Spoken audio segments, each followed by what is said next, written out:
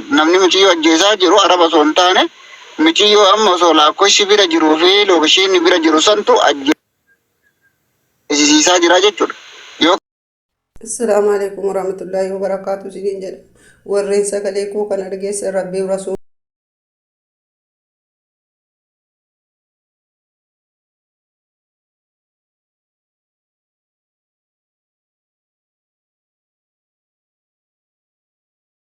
na biran dabarfatina rabbii rasuulidha na biran dabarfatina niitiin kunoo ida ilmoodha wajjiniin halkan guutuuna tumaa bulte mucaan morma kotirarraati haati jaka afaan na qabdi nama lama taa'ina tumaa bulani ulee mana xaragaanuun jismiin kan koo tokkoon jiru lafarra gangalcheenarra deemaa bulani mataanarraa bukkiftee mataa kan koo haramtee fittee amma moruii kan keessi keessaa baasettee kunoo barrii mana qolloftee natti qolloftee deemte rabbiif rasuulii jedhaati warreen sagalee koo kana dhageessan na biran dabarfatinaan ijoollee Itoophiyaa sheernaa godhaa adiraa warreen sagalee koo kana dhageessan dalagadheen ilma kootti galee guddifadhadheen kunoo ruhii koo dhabaa jira akka ruhiittiin kan koo kun biyya duuniyaatti harkaniiti kanaatti ruhiin kan koo baanetti rabbiif rasuuliidhaan na biran dabarfatinaa kunoo amma barrii natti qolloftee deemte subii sagaddee waan isiin natti fiduu dhahiteen beeku mana qocufamaa keessan taa'aa jira rabbiif rabbiif rasuuliidhaan na biran dabarfatinaa adiraa warreen sagalee koo kana dhageessan na biran dabarfatinaa sagalee kan koo kana sheernaa godhaa walitti naa dabarsaa rabbiif rasuulii jedhaati du'aan jira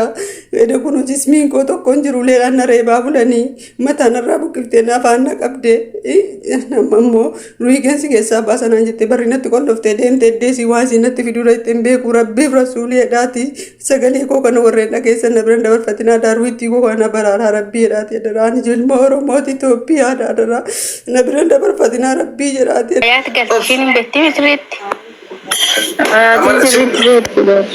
Ilaal gisee waa fuutan maqaa ishii wanta ishii ganda ishii hunda maaliif waa lama karaa lamaanii hojjetan karaa Itoophiyaatiinis baraaramuu ni dandeessi Suudiinis baraaramuu ni dandeessi kanaafis gaafachuu jira. Bilbila michoota naa ni qabda lookeeshina ishii ni qabda.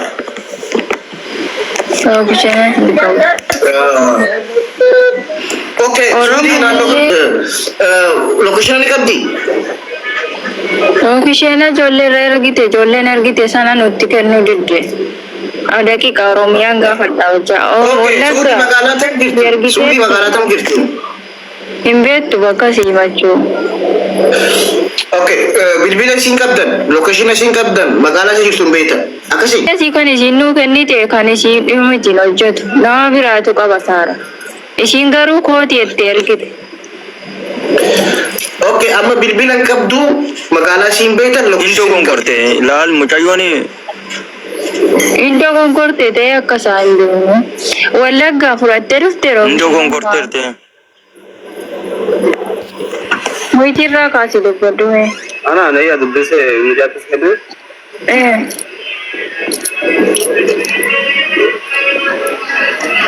si argiteetti akkana jiru reeji deebi'ee dubbisaa rakkoo qabu na jedhee raabe jattimmoo karaa himooti na dubbisuudhaan mistiin moo karaa himooti na dubbisuudhaan jedhee lakkoofsa ergee fi naasiin bilbilaatti waan irraa hafte lakkoofsa madaamii boonaa kana galchime boonaan achi jira suudii jira isin gargaaruu danda'a galchime boonaa baalee galchi.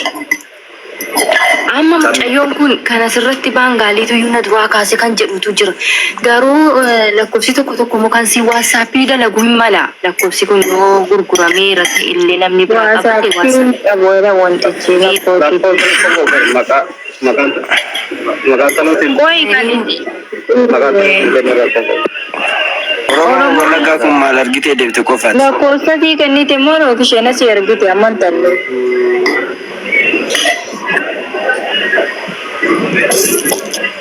Oromoo wallaggaa dubbadhu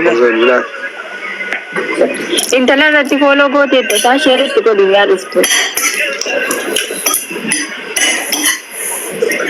Egaa wanta kan qabne akka goonu wanta kan information Munir location sin jira waan tun don jira garuu mucayyoon ton du'e namatti hin kennu jettee didaa jirti malee waan tun din jira amma nu seentee baate mucattiin kadhannee dadhabne nu kenni jaalattee kenniti dirqisiifamtee kenniti isii irrattis boonaan haquu namuun hin mala. isheetu du'a isheen duute isheellee ni maaliin kan nu jettee isiin yoo mee takkaan dubbadhaa barnuu galchaa maaliin kan nu jettiin siyoon Location illee nin qaba lakkoofsa manaallee hunda nin qaba garuu nama tokkotti hin kennu Mubaarakitti malee jette Mubaarak immoo yoo dhaqanitti sagantaa wayii qabatee jira.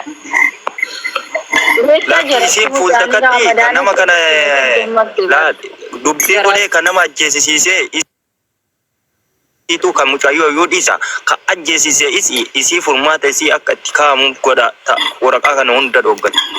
Bara isii amma akka jettee deemtu mucaan kun rakkina siiraa Ramadaana keessatti hubachuu jammarretti mannaa maal jedhaniin Mubaarakiin biraan sii geenyatu jedhanu har'aan gahan jarra akka jedhanii har'aan gahanii viidiyoo koo kana gannaa dhiisaa jettee har'ammoo waraabdee nutti argatte jechuudha. Obboleettiinis itti intalli jara suuqa taruu saatii kana rakkoo hamaa keessa kan geessiseyyuu jara jechuudha. Har'a Mubaarakiin bira sii geessina bor Mubaarakiin bira sii geessina osoo jedhanuuni.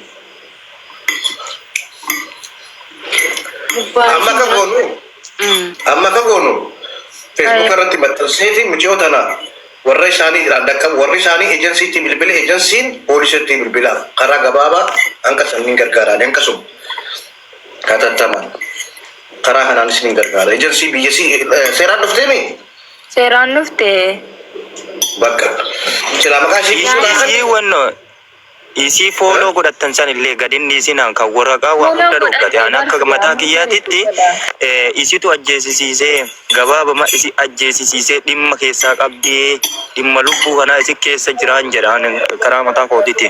Maaltu keessa jira taraa keessa jira maal keessaa qabdisi maal keessaa qabdi lagee nama qaqqabatinaati maal keessa maal gootis nama kontaraata jechuudha.